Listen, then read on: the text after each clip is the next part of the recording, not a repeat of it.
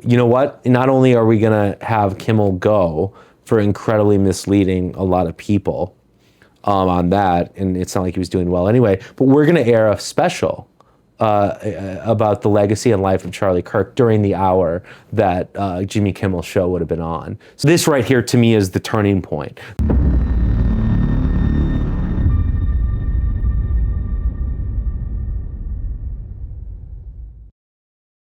Hello and welcome to CityCon. I'm Dovid Holtzman, back for another episode. I'm Troy Olson. Glad to be here. Troy, how are you? Pretty good. Good. We're now a week after Charlie's assassination. More than a week. Yep. Has it hit you different after a week? Has your thinking changed? You know, with time to process, we see tragedy a bit differently. And some of the initial anger fades, and at least in me, I have the sense more that, okay, I'm done being angry.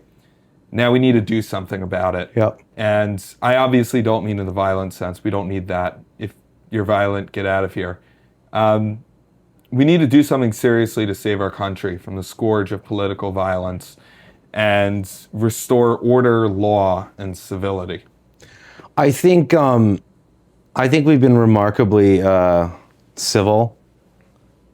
We've been angry, but it's been there's a difference between anger and combined with chaos versus anger combined with purposeful action and direction. We've had purposeful anger. I think we've overwhelmingly had that. Of course, at the club, we had a vigil that went incredibly well. It was beautiful and purposeful, and it went off without incident, and not even a protester Are you coming by and surprised? doing something. I was. I thought there would at least be what I guess what I reasonably expected. I prepared for literally the worst. But what I reasonably expected was someone walking by and yelling during it. And By prepared for the worst, you don't mean someone walking by and yelling. You I mean don't. something a lot worse I than mean that. something that like I had military brain on Yeah. that night is what I'll say. I won't get into the details because it's not pertinent and relevant to this podcast. But the fact that we're thinking like that, I think, is a testament to. I think it's a testament to how much we love and care for our members and want to continue to. We want to honor Charlie and remember his legacy, but we also want to use this as a turning point. And I think his assassination will be a turning point. I have no doubt of that now. I already felt like the civic order was turning. I felt like, we're in the fourth turning. And if you read the fourth turning, that sounds a little chaotic, sounds a little scary. What I call the civic order turning is the positive and optimistic aspects of what comes out of a fourth turning. For our audience who might not have read the book, what's Yep. a fourth turning? So a fourth turning is part of the generational theory of history by Strauss and Howe. And Gavin and I's first book, The Emerging Populist Majority, it's not based on the generational theory of history, but it has a lot of political and social analogies to it. Specifically, it's cyclical of four kind of generational cohorts and alignments politically. No, there's a meme version of this. There's a meme version. I think the meme is version.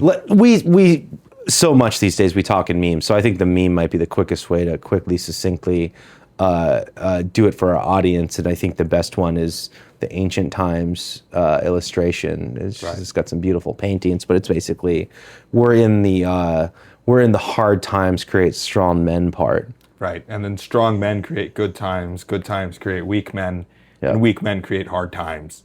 Yep. So I think we're still in the weak men create hard times. I think some of us are becoming strong. Well, again. the hard times is what hardens the strong. Yeah. It brings about the strong men. I think Charlie was a strong man, and actually the word I'm not saying we have a bunch of strong men all of a sudden. We don't, but we're moving there. We're moving there, and the golden age that we speak of, it's not here right now.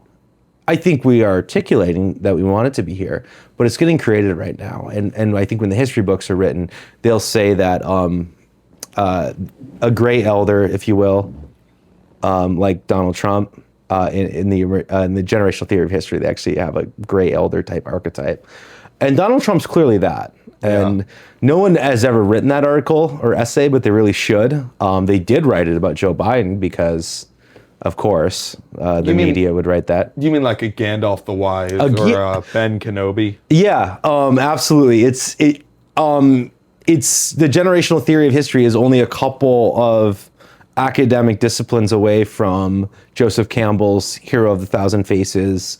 And these are writings and theories I've been enamored with my whole life. So it's no wonder that the political version, the first book I co-wrote with Gavin Wax, chairman of this club, former president of this club, modern day rejuvenator of this club, this great legacy that dates back to the Civil War. It's no wonder that the it was very similar to some of that stuff. But it is its own theory in and of itself. But I think what we are doing right now is building what becomes a new civic order. And Donald Trump is the founder of that. He's the FDR, the Lincoln, the Washington of that civic order. That's, I think, what we're doing. And Charlie Kirk, I think, will be a co-character in that theory. Maybe an Alexander Hamilton type. It does feel like the right has calcified.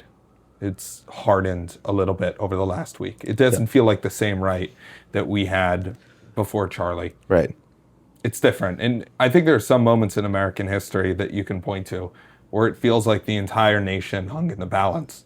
The signing of the Great Declaration, the Declaration of Independence, when the founders didn't know what would happen next. The first shots fired at Fort Sumter and the start of the Civil War. Lincoln's assassination and the open question around whether Reconstruction would succeed or whether the South would ultimately secede. Pearl Harbor. You described all of the various crisis points of civic order theory and also inflection points of the fourth turning. And I think Charlie's death, and I would couple it with the assassination attempts on President Trump and Butler last July. I think that's one such moment because those of us on the right who understand the right understand that what we had a week ago, we don't have today, and we're not going to have next week. And things are different now. And we might not know what all the consequences of that are. We might not know what comes next, right? When the first battles of the American Revolution, the Battle of Bunker Hill, Lexington and Concord, certainly the Boston Massacre, which was 5 years before the signing of the Declaration. At the time of Bunker Hill, the founders didn't know there would be a revolution. They still swore allegiance to George III. They hadn't yet, done the Declaration of Independence. They had not yet. It really was the pre-Continental Army Revolution. It wasn't yet. The Continental Army in the summer of '76 is really when that gets going, and that itself was an absolute slog of survival just to get off first Long Island, Battle of Brooklyn, and then to get off Manhattan. And it took a series of many miracles just to keep the army together and survive. And then even after we win our independence, it was another slog of 4, 5, 6 years to deliver a constitutional framework to even have a country in the way that we have a constitutional republic. But at these battles, at the Battle of Bunker Hill, Americans and British troops were killing each other, but none of them yet knew that this was a revolution. And I'm not saying we have a revolution going on right now, but it feels like we're living in similar times where we've had 2 assassination attempts on major conservative figures, one of which succeeded. And I don't think that we know right now the consequences of the moments we're living through. I think we have lived in interesting times for a long, long time, longer than most people would admit. But we have simultaneous trends of this sort of very drug-induced. And when I say drug, I don't mean a literal drug. It might be an artificial drug, like the internet, or whatever distraction that keeps people away from reality. Social media. Yep, social media. And I use it a lot too, but I use it regrettably. I use it as like a tool and a fact of life of the times I exist in. It's the method that you must go through if you want to impact your society and civilization. You have to reconcile yourself with that. But I do believe that largely the internet info age generally has coincided with all of these very interesting times. Is it driving it? I wouldn't say it's driving it. I think we would have this, but it's certainly spun it all up and made it faster and also longer in some ways. Like I don't even feel like the first 2 decades of the 21st century feel like actual decades. They just feel like one long slog. I've spoken in the past on this podcast about how I feel like I'm one of the younger people in American life, and I'm into my middle years. I mean, with kids and family that we're raising, but I feel like I'm one of the youngest people left that remembers when America worked well and when we had a lot of confidence. Like basically, I'm describing the pre 9/11 world, and it's interesting that Charlie Kirk's assassination was on September 10th. And for the first time in years, I barely thought about September 11th because of Charlie Kirk's assassination. And the ceremonies had a lot less punch. I hope next year that is corrected because next year is a quarter century. But every year that goes by, we're going to lose more and more people that were either directly there or in the city or, just around to have that perspective at all. And I think that is the critical kicking off point of the crisis, the 21st century crisis. I consider the 80s and the 90s sort of a false renewal. 60s and 70s is an unraveling. We have been in a very long crisis that overlaps with an unraveling. We've had very few moments of respite and breathing space since September 11th. I'll give us maybe 6-7 months after Obama wins in 08. Certainly, I'll give us all of the end of 01 and 02 into 03. The post, really all the way up through almost the President Bush's reelection. Those years I'll count too. But we're up to maybe 3-4 years. And then I will give us a brief amount of time just before COVID when the economy was firing on all cylinders. And it looked like all of the stuff, all the Russia collusion, all of the bullshit investigations on Trump, he had really prevailed over them. And it looked like he was sailing for re-election until COVID hits. Look at how different the response was to 9/11, Charlie's assassination. And obviously there is the difference that the Twin Towers were a symbol of all America. And Charlie was a symbol of the right. So there is that difference. But after 9/11, America really came together. And except for a few senators and congressmen whose opinions have largely aged pretty well about voting on the wars, going to war. At least in the way that we did, America united, and America stood tall, and they said, we're America. And Alan Jackson released his famous song, Where Were You When the World Stopped Turning? And everybody knew where they were. The response to Charlie's assassination has not been that. The response to Charlie's assassination has been, in many ways, more horrifying than the assassination itself. And that's a controversial line, but here's why. Because as far as we know, the assassination itself was done by either one man or one small group of people. This is something we can talk about more today. We didn't know a lot when we mostly want to talk about him, his family, his legacy, and we know a lot more now though. The response to Charlie's assassination it's been disturbing. It's not one person or a small group of people. It's been an entire half of the country. And not all of them, but many of them on the left who have been turning up the temperature, celebrating his death, glorifying his assassination, and in many ways making our country much, much worse. I personally think that we're incapable of having any sort of national tragedy as a united country anymore. We'll never have another 9/11 type moment, but what we can have is a consensus reforged and forged over time by a portion of America, which is, it does come from the right, But what parts of the left of it does it include? Not the ideological left, but it includes like a moderate Democrat who's got an intact marriage and is raising a few kids. They're a part of this. They absolutely will be. Even if they never vote for it, they'll be a part of it because they're a productive, law-abiding citizen. And they probably, and some of them, I have no doubt, they've either been silent and are just staying out of everything, or they've actively, I've watched them closely. I've watched them look at their coalition and in horror. And they are reaching that moment of, I don't want to be on this team any longer. But do you know how many moderate Democrats there are in Congress? We know exactly how many there are. A couple, yeah. 7. Yeah, 7. Right? Well, Mike Johnson held a vigil Monday night. Yep, yeah. You know what? For Charlie's death. Yep. Just nonpartisan, just, hey, let's honor his life. Yep. Let's condemn political violence. Yep. 7 Democrats turned out. Yep. None of them from leadership. Hakeem Jeffries, they asked him, he said, I had a meeting. 4 words. I had a meeting. Regardless of how those 7 vote on stuff, I would agree that those are the 7. Like that's meaningful. Thank you.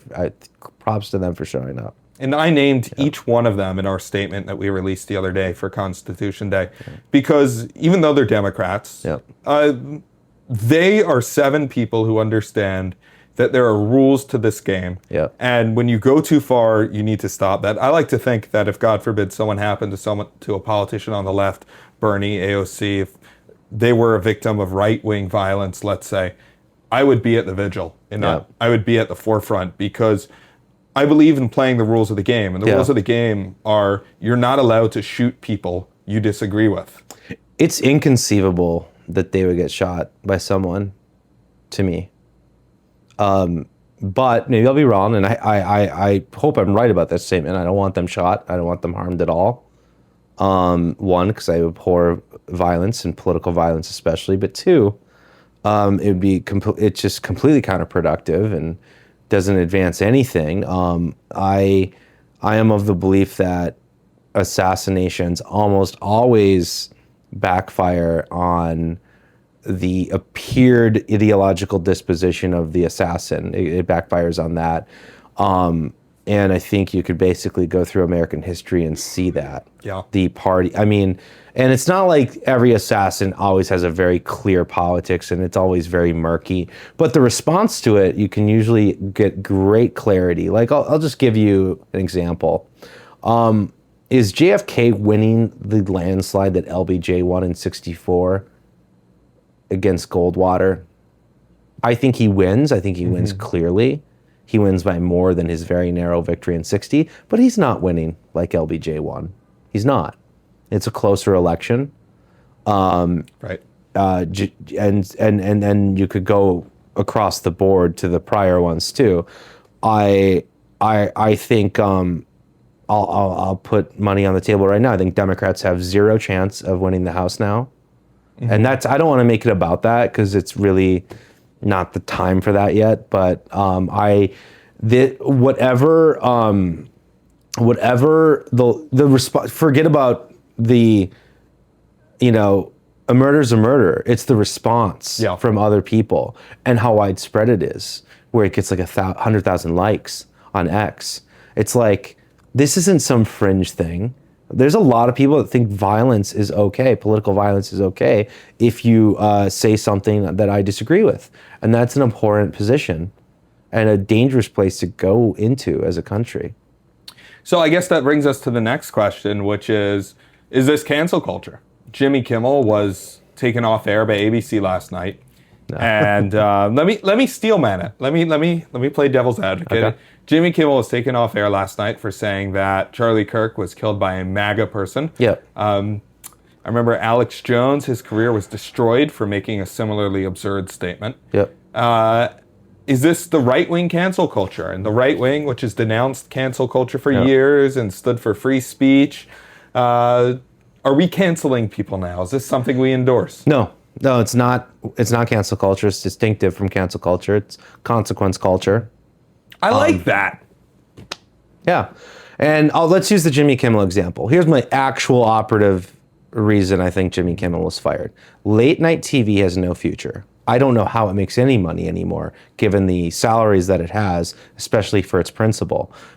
So whether it's Stephen Colbert or whether it's Jimmy Kimmel, I think ABC wanted to wrap that show up anyway. And they saw this and like, well, we're taking this opportunity and we'll try to spin it. I think people with money always try to reorient themselves towards the prevailing winds of power, because they are not in the business of losing money. And ABC, and prior to that, CBS, the Colbert Show, they were in the business of losing money. I'll give you another prediction. SNL doesn't have more than a couple seasons left. It will not survive Lorne Michaels' tenure. Like SNL's years are numbered. All of these things that got super political in it's always sort of leaned left, that world, but like so political in a way that they can't really objectively even do comedy anymore. But to talk to the cancel culture angle. Yep. Right? Because this is the big question the right is facing right now. After Charlie's death, there were a lot of people who went out and said obscene and absurd things. Yeah. Celebrated his death, glorified it, and they're now losing their jobs. Yep. Is this cancel culture? It's not, because people that were being canceled before were being canceled for sincerely held political views that are no doubt covered by the First Amendment. And the question on speech is there a point where you go too far? And of course, the Supreme Court has weighed in on that. And and we know that, and people who've gone to law school can probably nerd out on that stuff. But really, this is a cultural and social aspect, a conversation we're having. What statement is too far? And I think in a society where you're saying, the person I didn't like, I'm glad he's dead. I'm glad I don't have any sympathy for the fact he was murdered. A father of two, a husband. When you get to that place, you're not just announcing yourself as a very despicable person.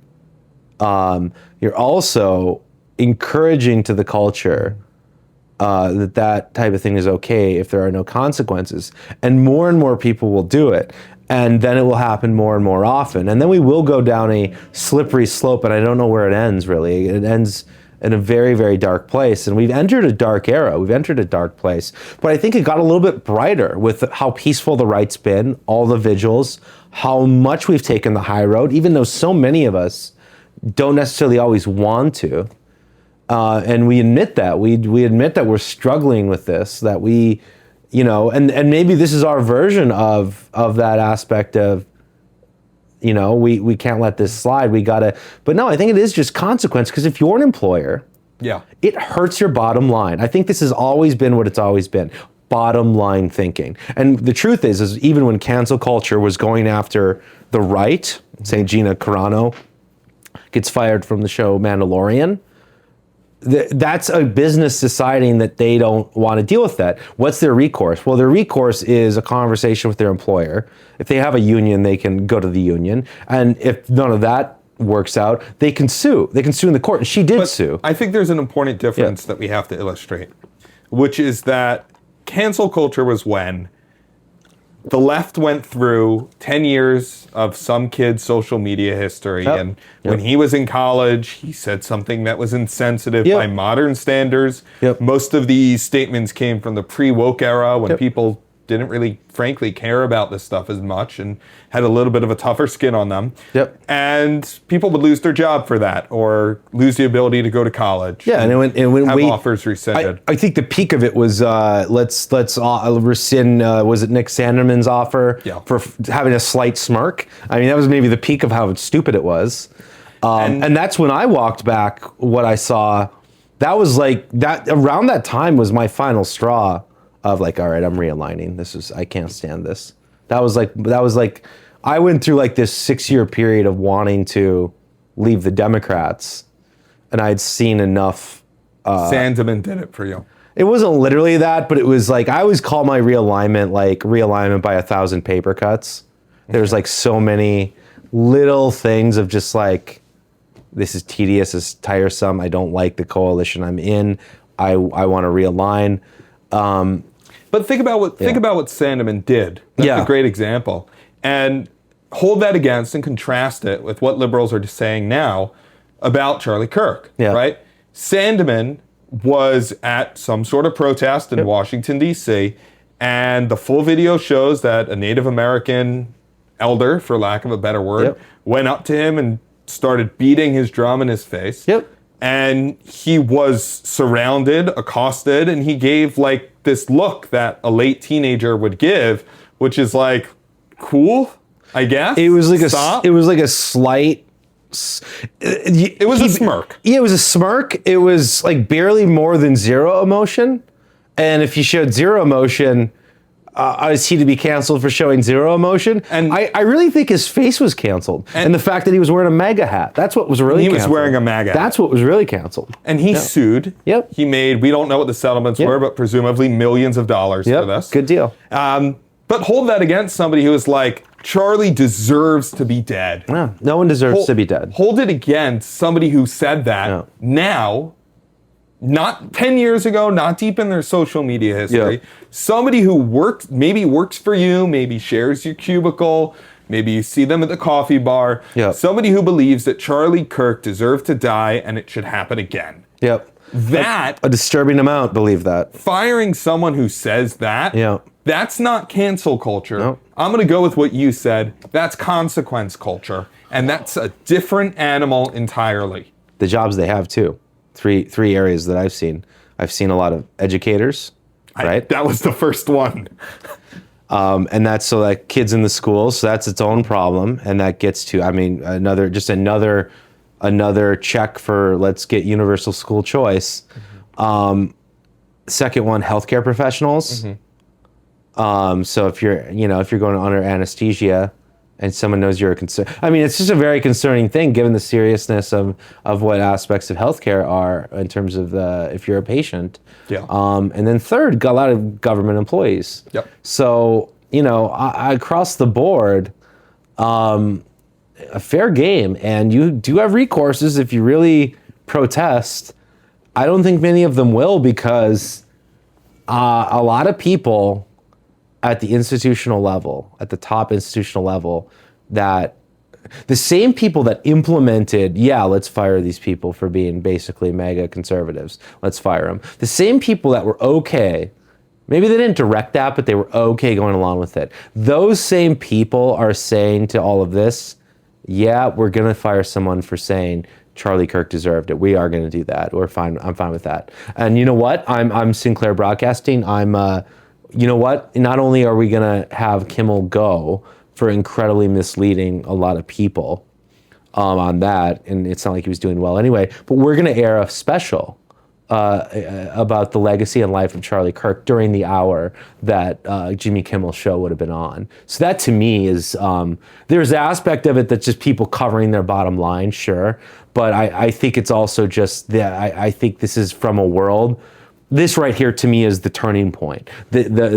I'm not saying they're great moral leaders of people. I really think they're followers at the end of the day, but they're followers that can take a hint. They see the writing on the wall and they know it's a turning point. So they're saying, yep, he can go. We wanted him to go anyway. He wasn't making us money. And I think you're going to you're seeing more of it because people with the power are acquiescing to it. And that's because conservatism and conservatives are on the ascendant. Right? We're doing better. People see that we're the party of normalcy. We're the party of having a wife and kids. We're the party of friends getting together and celebrating life, America, and the American dream.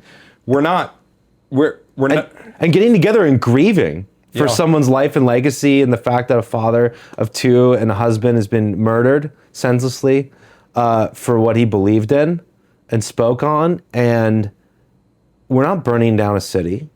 We're not one shop in the country was boarded up after the death of Charlie Kirk. I challenge the left to find one window in one shop in one city somewhere that had to be boarded up after Charlie died. We're not the violent party. We don't believe in political violence. People go, oh, the conservatives are more violent. Here, look at this graph I made, which first of all just happens to exclude 9/11. Second of all, just happens to exclude all of the BLM protests. So sure, if you trim the data and cook the books, you might come up with some chart that says, no. conservatives are not more violent, and the way you know that is because nobody blocked up their businesses and their houses. Yeah, I mean, I knew that even as early as 2020 for sure, because I actually knew the election was going to be close, a lot closer than the public polls said it would be, because all of the NYC businesses were blocking up and boarding up their windows. They weren't scared of MAGA conservatives coming into the city and breaking their windows because they may not get reelected. They were scared of these polls being drastically wrong, and they were again.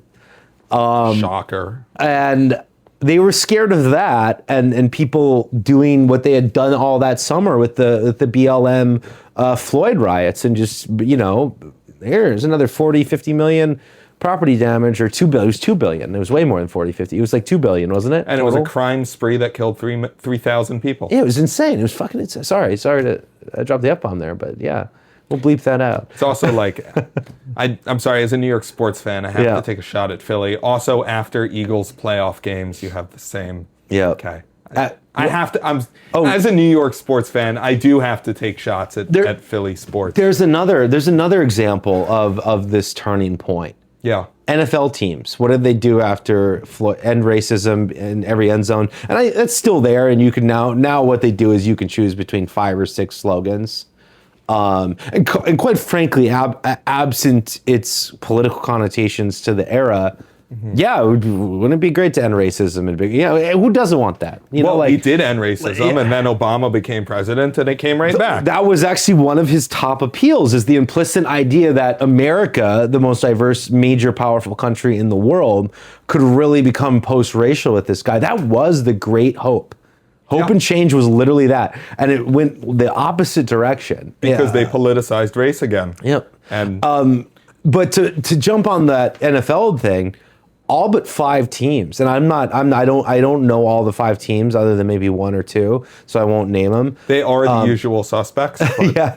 But how many teams is the NFL? 32. So 27 out of 32 teams honored Charlie Kirk before the game. That's amazing. Mm-hmm. That is a turning point. And that's what I'm talking about. I really think that this will continue. That aspect of it will continue. And you could talk about the grassroots part of it too, not just the institutional part of it. 55,000 requests to start up a turning point chapter across the country. Like, that's amazing. Yeah. Where does the right go from here? After Charlie was the face of moderation. Yeah.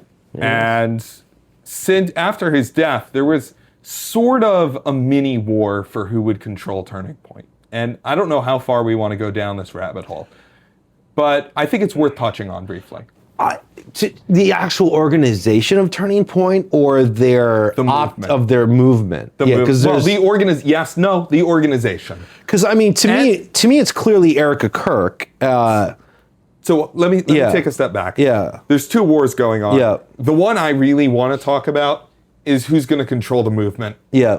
The one that's maybe worth spending a couple of minutes on is who's going to control the organization. Now we know today the board of directors, which is just 5 people, now 4 people, voted Erica on as their new CEO. Yep. So, and as Charlie said, Erica's more conservative than Charlie.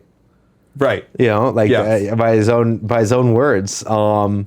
And women sometimes just know things, and like guys will have conversations and debates, and women will just be like, no, this is just like common sense. Like, we're conservative. Women need to become more conservative. It would be good for women to become more conservative. But I mean, in general, they're often like more blunt with what they believe. Than men will be. And having Erica in charge of Turning Point, I'm praying for her success. I think she'll do amazingly well. I think so much of this is just absolutely going, and it's an unstoppable, just like all great movements. It's like self-propelling at this point. I think people are deeply touched, and I think new people are getting involved. New people are realigning. Moderates are not sitting on sidelines as much anymore. And then people that were already involved are stepping up their involvement and taking on more of a leadership role. And so I think you're seeing multiple avenues, but I think what you're touching on is sort of the conversational influencer part of it, of which way we'll go. The right now after Charlie, I think we got millions of new conservatives. Yep. Many of them are going to be converted liberals or people who just never really thought about politics much, but now are approaching it for the first time and understand that the obligation is on each one of us, including them, including people who aren't political, to save our country. Yeah. Now, on the other hand, I feel like those of us who have been on the right for some time, or maybe have always been on the right, just moved a significant notch to the right. Yeah. So, as the right is, where do we go from here? That's a huge question. I'll tell you where we're not going to go.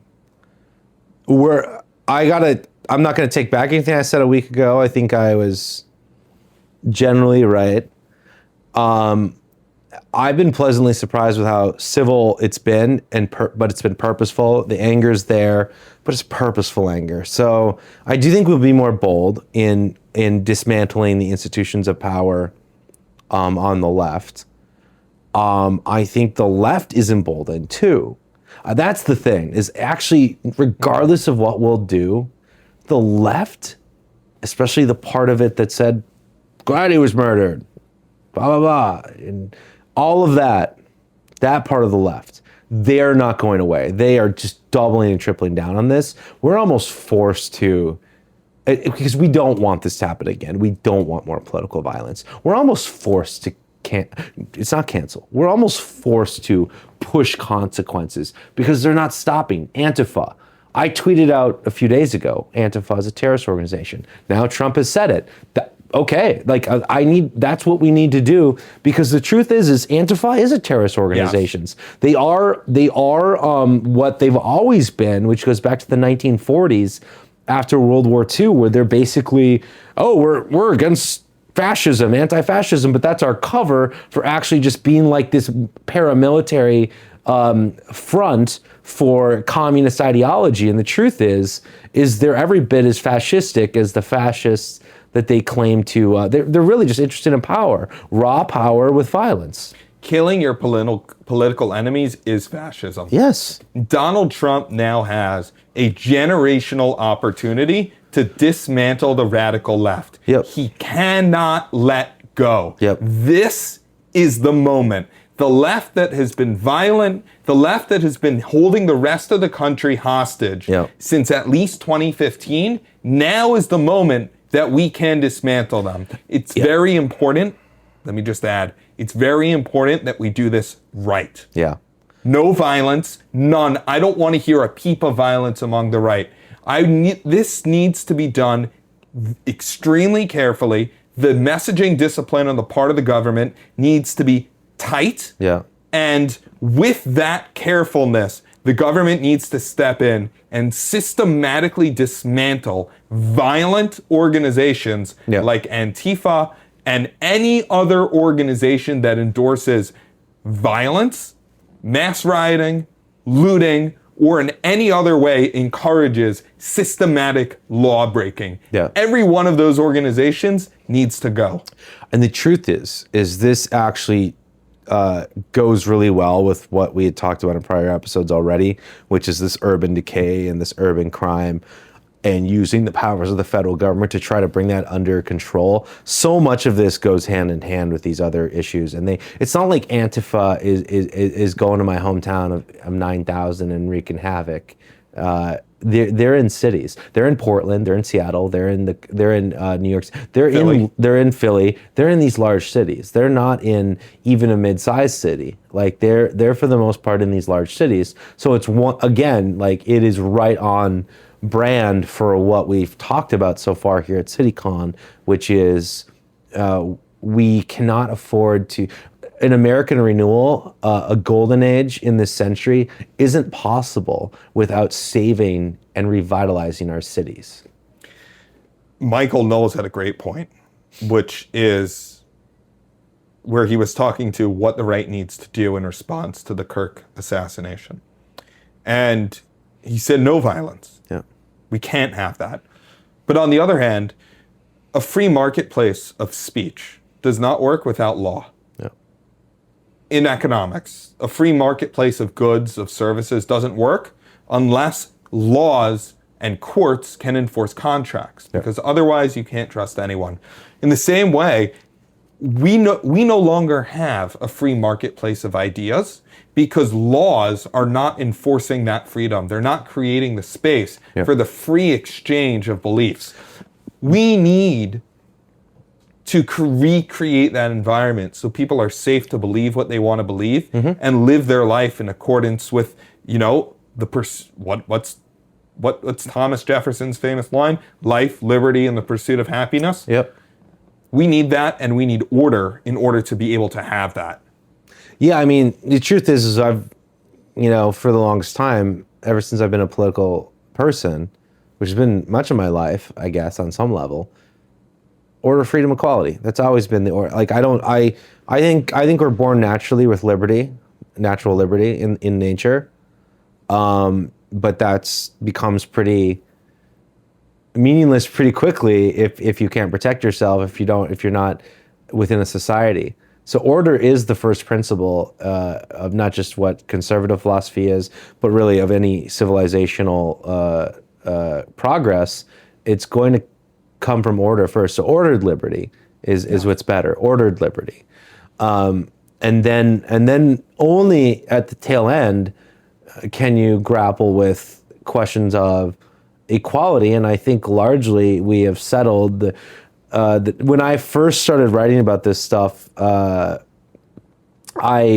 talked about the conversation between equality being the great unsettled modern day question, starting with Rousseau, and we've really not settled it. Now I'm getting older and I'm prepared to just spike that football. I think we can have equal protection of the laws, equal rights under the law, in especially individual rights enshrined within a constitution. And I think that's about it. I don't think we can really use government power or see within a society any other form of equality other than under the law. That's the only thing that I think is really workable. We have this idea on the left now that equality means everybody needs to be the same. Yeah. And like you said, let's spike that football. Let's get that out of here. That wasn't even one of my two debates when I was first questioning it, by the way. I had opportunity on one side and outcome on the other. I think I was correctly articulating that's what the conversation was, especially when I started first writing about this. And this was like my grad school thesis when I was like at Oxford or so undergrad, I guess.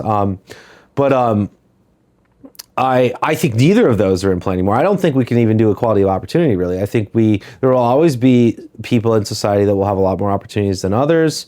But the trade-off for even that is everyone knows that person that had everything given to them and tons of opportunities and did nothing with it. And they know that hard pavement pounder who didn't have much but was such a hard worker. And people out there in key positions in this life, they value hard workers. And I think they value that striver. Yeah. And they'll recognize that talent, especially like successful people, when they see ambitious, up and coming, successful people, they help them out because they care about their society and civilization, but it's also good for them individually to surround themselves with talented and smart people. Iron sharpens iron. So, I think even that inequality ends up being the idea that equality is a net positive. Even I start to other than under the law and within our human dignity under God and nature's law, within our actual civilizational material world, we're going to have even on the opportunity level inequalities, and I think some of those inequalities end up improving society more than it otherwise would have been improved. Yeah, and I think that's the important distinction, is that everybody deserves equality before the law. I believe that equality before the law is synonymous with equality of opportunity. Yeah. I think those things are synonymous. I think so, yeah. And because we don't have a caste society, we don't have We don't have castes. We don't have what's the word I'm looking? We don't have classes. No.